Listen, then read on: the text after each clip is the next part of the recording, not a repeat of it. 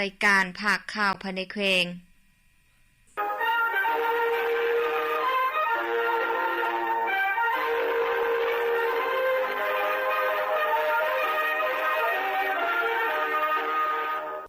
ท่านผู้ฟังที่เคารพต่อไปให้บรรดาท่านมารับฟังข่าวภายในแขวงที่มีหัวข้อข่าวพรมเนื้อในดังต่อไปนี้ห้องหมอแขวงพงศลีและห้องหมอเมืองลาสปจีนแลกเปลี่ยนบทเรียนร่วมกันพิธีพบปะแลกเปลี่ยนบทเรียนระหว่างคณะผู้แทนห้องหมอแขวงพงศลีและห้องหมอประชาชนเมืองลาสปจีนได้จัดขึ้นในตอนบ่ายของวันที่1มิถุนายน2020นี้ที่ห้องประชุมของห้องหมอแขวงพงศลีซึ่งนำพาคณะผู้แทนทั้งสองฝ่ายห้องหมอแขวงพงศลีโดยท่านดร.นางเพ็งสวรรค์สุริใจรองหัวหน้าอำนวยการห้องหมอแขวงพงศลี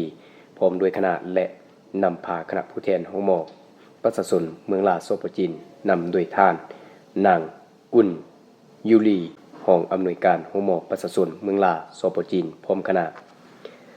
โอกาสนี้ท่านนางเพ็งสวรรค์สุริใจรองหัวหน้าอำนวยการห้องหมอแขวงพงศลีได้ขึ้นกล่าวต้อนรับพร้อมทางแจ้งจุดพิเศษของแขวงพงศลีการจัดตั้งปฏิบัติการปิ่นปัวและการร่วมมือระหว่างห้องหมอแขวงพงศลีและห้องหมอประชาชนเมืองลาสปจีนในระยะผ่านมาซึ่งระยะ5เดือนผ่านมาได้ส่งคนเจ็บไปปิ่นปัวอยู่ห้องหมอประชาชนเมืองลาสปจีนจำนวน21คนห้องหมอไทยลือเมืองลาได้ช่วยห้องหมอแขวงพงศลีพัฒนาทางด้านวิชาการช่วยอุปกรณ์การแพทย์และช่วยปิ่นปัวประชาชนแขวงพงศลีจากนั้นท่านนางอุ่นยูรีรองอำนวยการห้องหมอประชาชนเมืองลาสปจีนได้กล่าวขอบใจการต้อนรับของทางห้องหมอแขวงพงศลีในครั้งนี้และแจ้งสภาพจุดพิเศษของเมืองลาการจัดตั้งปฏิบัติการปิ่นปัวให้ห้องหมอแขวงพงศลีรับทราบพร้อมทั้งแลกเปลี่ยนบทเรียนซึ่งกันและกันในพิธีพบปะครั้งนี้ห้องหมอประชาชนเมืองลาสปจีนยังได้นำเอาอุปกรณ์การแพทย์มอบให้ห้องหมอแขวงพงศลีตึงอีก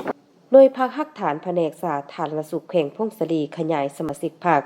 ในตอนบ่ายของวันที่1มิถุนายน2020นี้ทางหน่วยภาคหักฐานแผนกสาธารณสุขแขวงพงศลีได้จัดพิธีรับสมาชิกพรรคสำรองเลื่อนเข้าเป็นสมาชิกพรรคสมบูรณ์ที่ห้องประชุมของห้องการสาธารณสุขเมืองบุญเหนือโดยการเข้าร่วมเป็นประธานของสหายบุญเพชรตันสุพรรณรองเลขาคณะภาคหักฐานแผนกสาธารณสุขแขวงของหัวหน้าแผนกสาธารณสุขแขวงพงศลีเข้าร่วมมีบรรดาสหายคณะหน่วยภาคแขกเชิญจากหน่วยภาคอ้อมค้างตลอดโหดบรรดาสหายสมาชิกภาคภายในหน่วยเข้าร่วมในพิธีสหายบัวเดชอุแสงคำของเลขาหน่วยภาคแขนงบริหารได้ขึ้นกล่าวจุดประสงค์พร้อมทางผ่านมาติดตกลงว่าโดยการเลื่อนสมาชิกพรรคสำรองขึ้นเป็นสมาชิกพรรคสมบูรณ์ฉบับเลขที่239ทับคพคลงวันที่18พฤษภาคมปี2026โดยตกลงเห็นดีให้สหายแสวงสุริกันสมาชิกพรรคสำรองเลื่อนเป็นสมาชิกพรรคสมบูรณ์และขึ้นมอบข้อตกลงอย่างเป็นทางการโอกาสที่มีความหมายสำคัญนี้สหายบุญเพชรตันสุพรรณรองเลขาคณะภาคหักฐานแผนกสาธารณสุขแขวงของหัวหน้าแผนกสาธารณสุขแขวงพงศลีได้อบรมโดยเน้นหนักให้สมาชิกพรรคใหม่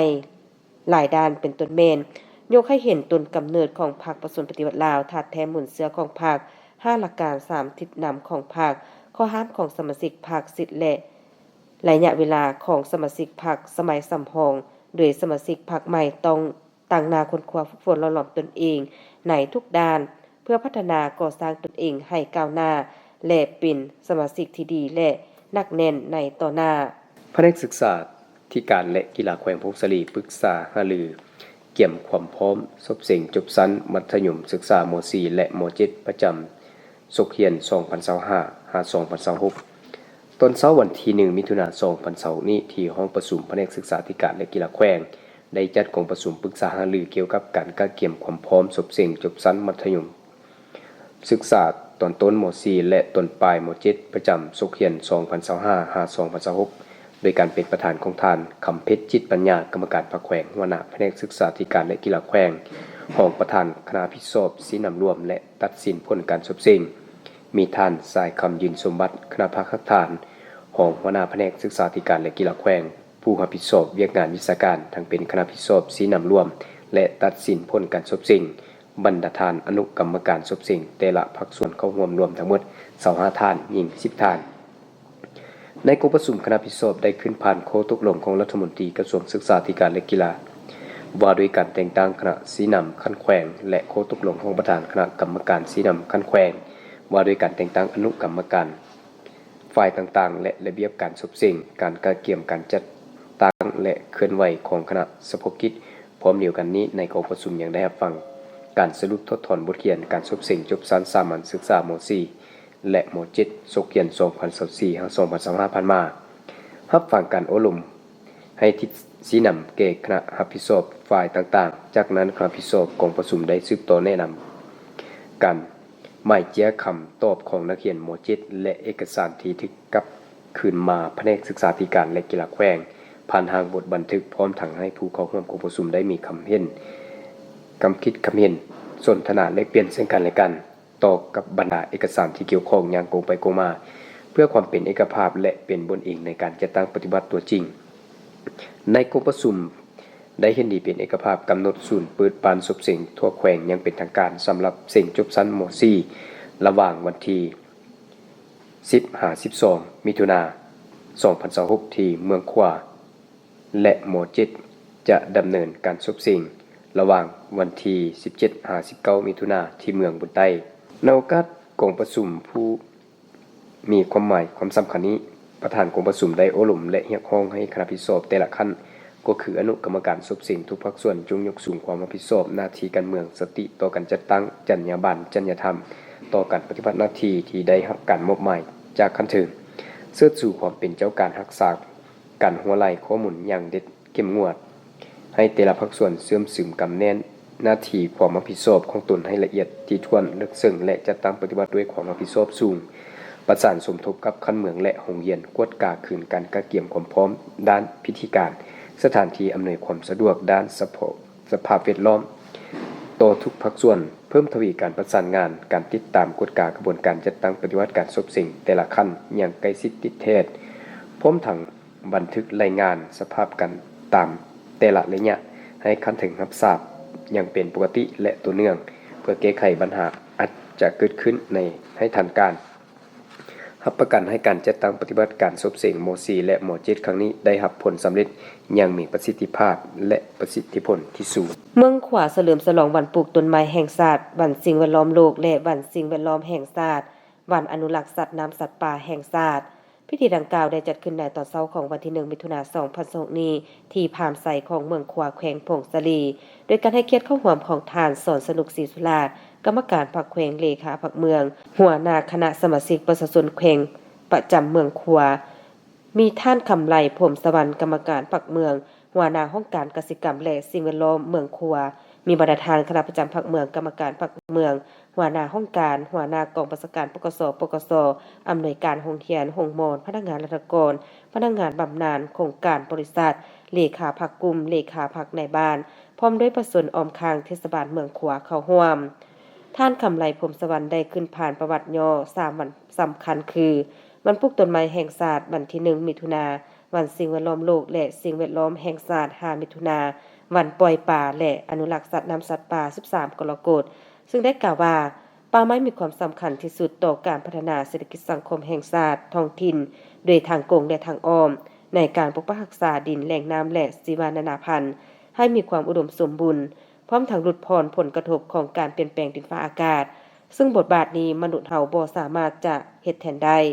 ต้นกำเนิดและประวัติความเป็นมาวันปลูกต้นไม้แห่งชาติของสปป.ลาวโดยแม่นประธานไกรสอนพรหมวิหารผู้นำที่แสนเคารพรักเป็นผู้ริเริ่มและปลุกระดม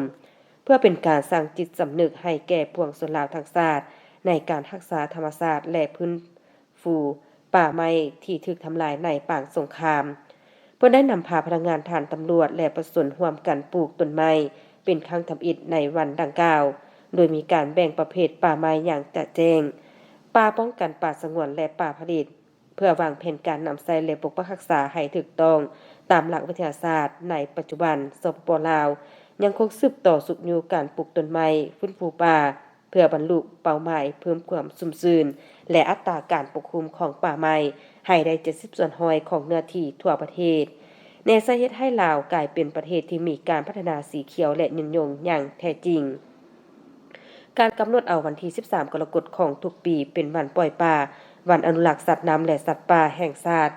ก็เพื่อเป็นการระลึกถึงวันคล้ายวันเกิดของประธานสุพรรณวงศ์ประธานประเทศตนทำอิฐของสปป.ลาวที่มีคุณงามความดี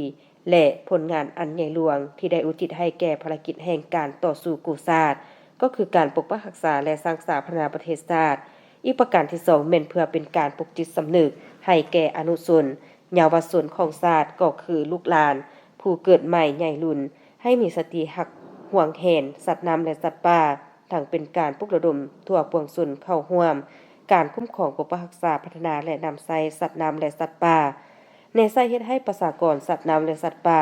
ให้นับมือมีความอุดมสมบูรณ์และกลายเป็นท่าแห่งในการค้ำประกันด้านเสบียงอาหารโภชนาการก็คือการปรับปรุงชีวิตการเป็นอยู่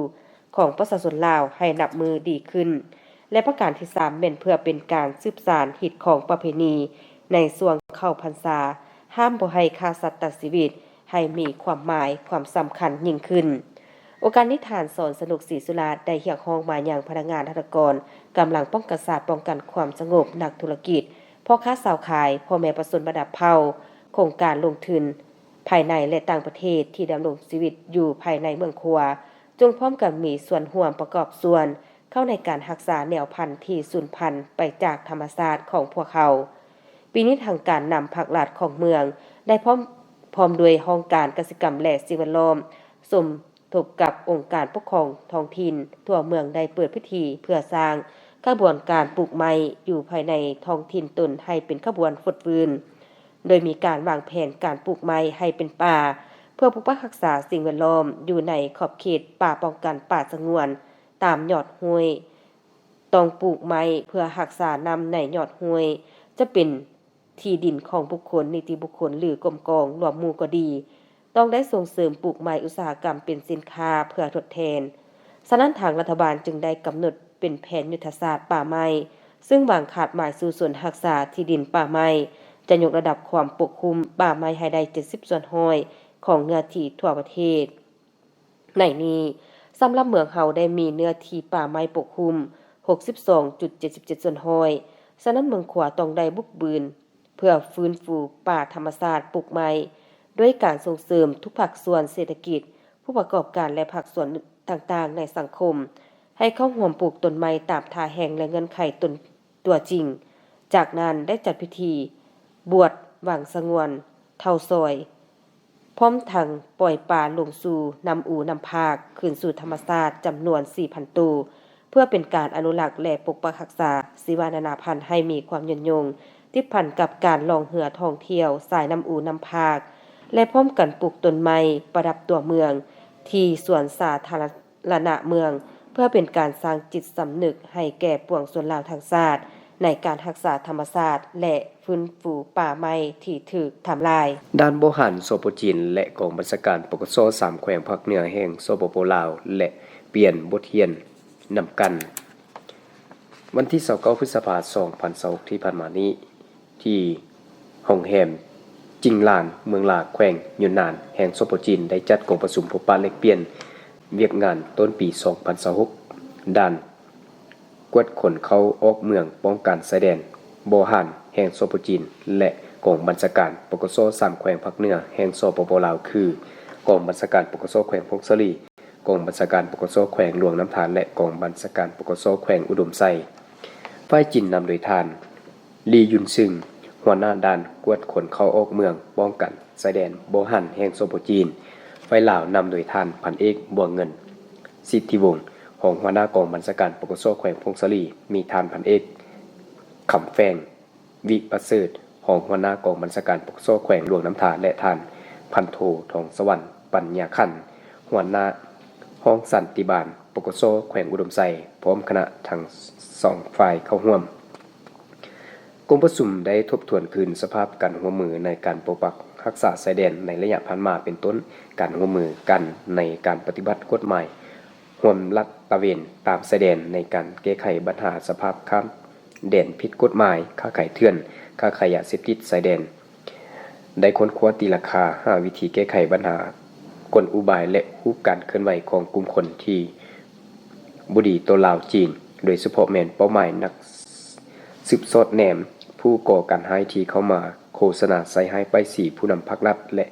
พร้อมกันเอาใจใส่ในเวียกงานประสานสมทบกำแน่นสภาพกันแลกเปลี่ยนข้อมูลข่าวสารสุกยุอำนวยความสะดวกก่อสร้างพื้นฐานของลางครบเขตชายแดนทั้ง2ฝ่ายเพิ่มทวีการร่วมมือ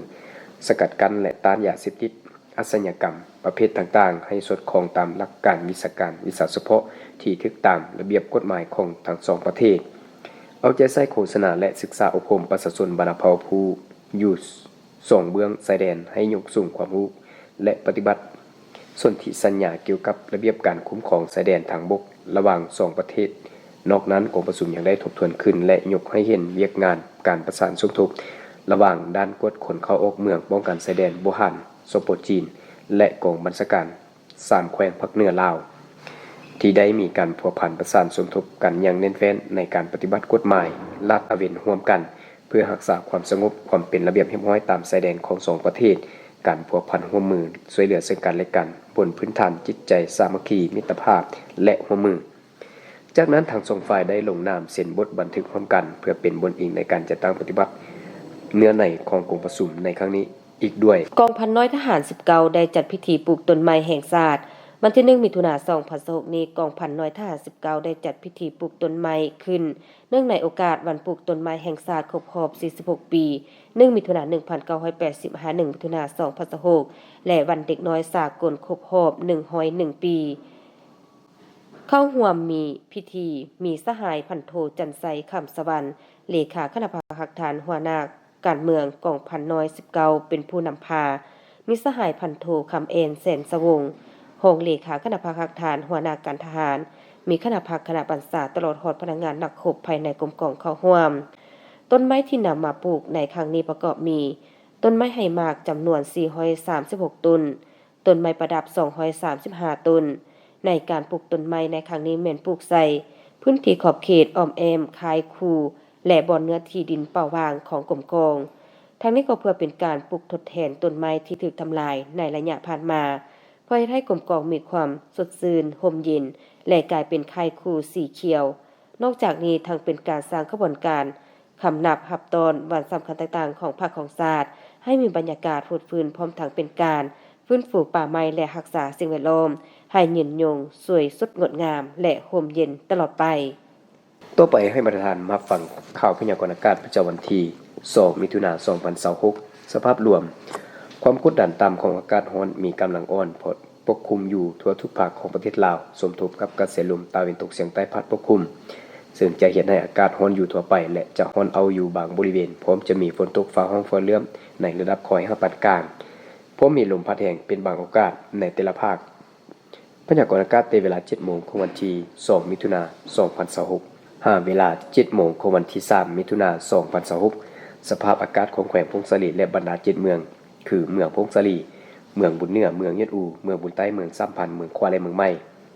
มีฝนตกระดับค่อยเป็นบางบริเวณเนื้อที่การปกคลุมของฝนความ10ส่วนน้อยอุณหภูมิในระหว่าง 19-29 องศารายงานสภาพอุณหภูมิและปริมาณน้ำฝน24ชั่วโมงผ่านมา7เมืองทั่วแขวงพงศาลีอุณหภูมิต่ำสุดของมื้อนี้17องศาอุณหภูมิสูงสุดของวันนี้ 32.5 องศาปริมาณน้ำฝน24ชั่วโมงผ่านมาเมืองบุญเหนือเมืองพงศาลีเมืองยะอูเมืองบุญใต้เมืองสัมพันธ์เมืองควาและเมืองใหม่บ่มีฝนดังนั้นจึงแจ้งเตือนถึงประชาชนบรรณาภาองค์การปกครองและองค์การจัดตั้งทุกภาคส่วนจงมีสติระมัดระวังต่อสภาพฝนตกฟ้าร้องฟ้าเหลื่อมฟ้าผ่ามักเห็บตกและลมพัดแรงเป็นบางโอกาสให้ติดตามข่าวพยากรณ์อากาศจากแผนกเกษตรกรรมและสิ่งแวดล้อมแขวงอย่างต่อเนื่องทีนี้วิทยุแขวงพงศาลีข่าวภาคนี้หมดเพียงเท่านี้ยินใส่และเบียงสวรรค์อ่าน